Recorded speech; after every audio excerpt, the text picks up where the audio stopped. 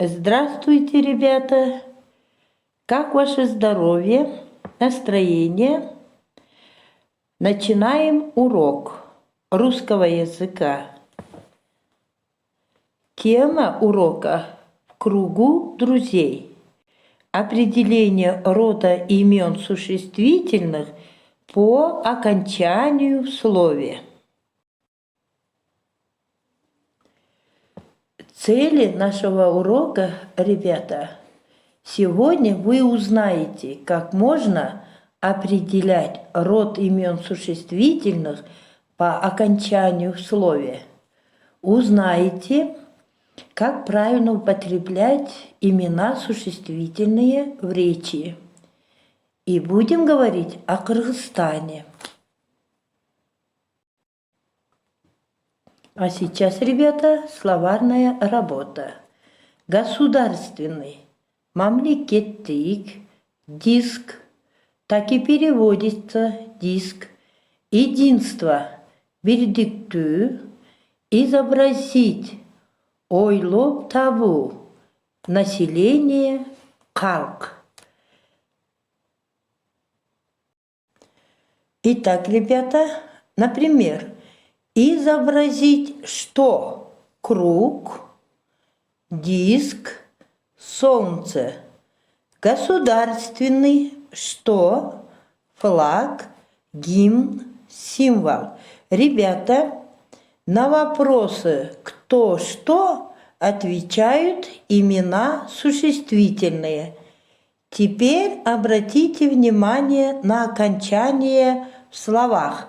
Круг. Нулевое окончание – это слово мужского рода. Диск – нулевое окончание, мужской род. Солнце – окончание – это слово среднего рода.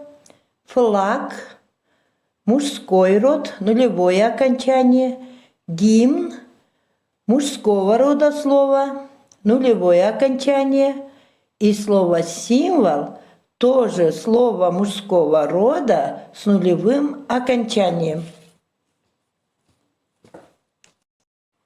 Итак, ребята, выполняем первое упражнение. Выполняем письменно. Запишите число 30 ноября. Какие слова однокоренные? Многочисленный, много, число, однокоренное слово. Ответственный, ответ. Государственный, государство. Лекарственный, лекарство. Воздушный, воздух. Итак, ребята, мы подобрали однокоренные слова.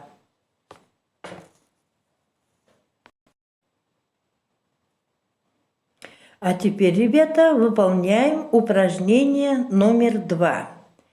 Письменно запишите. Ребята, подберите синонимы к словам. Слова для справок даются ниже. Например, нарисовать. Синоним изобразить. Население. Люди. Наступать, надвигаться, дорого, ценно, беречь, хранить. Итак, ребята, мы записали слова-синонимы.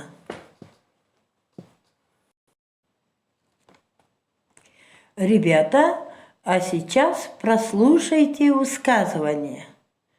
О какой стране в них говорится? Что нового вы узнали? Россия – наш сосед. С Россией дружат многие страны. Россия имеет богатую историю. Многие ее страницы связаны и с нашей страной. Россию считают самой большой страной в мире. Богата и красива земля России. Здесь есть равнины и горы, леса и реки, моря и озера. Самое глубокое озеро в мире находится в России. Это Байкал. Самое большое озеро в мире тоже в России – Каспийское.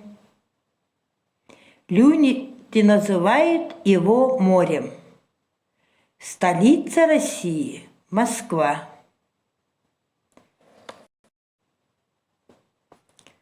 А теперь, ребята, посмотрите на рисунок к уроку. Какие еще страны наши соседи? Назовите, ребята. Правильно, Россия, Казахстан, Узбекистан, Таджикистан, Китай. Все эти страны наши соседи.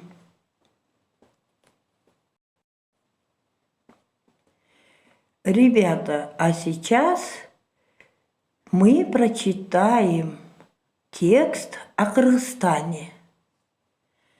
Государственный флаг Кыргызстана красного цвета.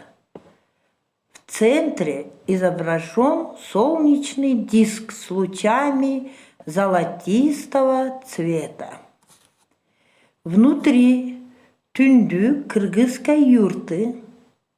Красный цвет флага – символ доблести и смелости. Тундук – символ родного дома, единства народов, которые живут в нашей стране. Красный цвет был цветом флага Манаса Великодушного.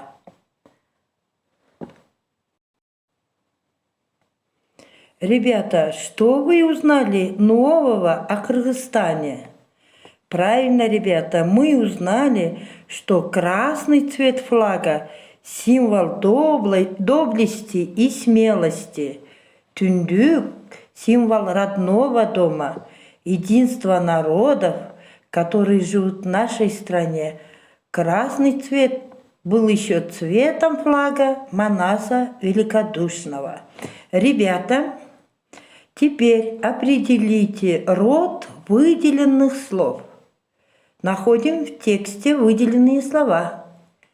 Центр, цвет, флаг, дом, Манас. Все эти слова, ребята, относятся к мужскому роду, ко второму склонению.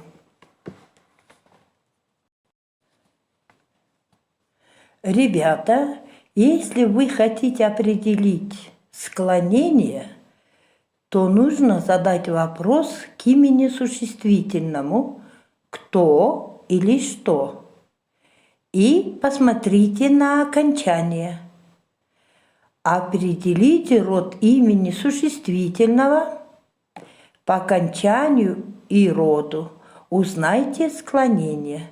Например, род имени существительного – мужской, женский род, если имеет окончание «а-я», относится к первому склонению. Мужского рода слова среднего рода, если имеет окончание нулевое, окончание среднего рода «ое», то они относятся ко второму склонению.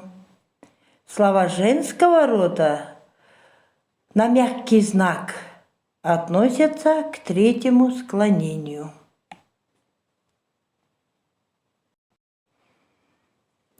Сегодня, ребята, на уроке мы с вами научились определять склонение по окончанию и роду имен существительных. Домашняя работа. Запишите домашнее задание, ребята. Упражнение 8 и 9 на странице 72. выполните устно. До свидания, ребята. До следующих встреч.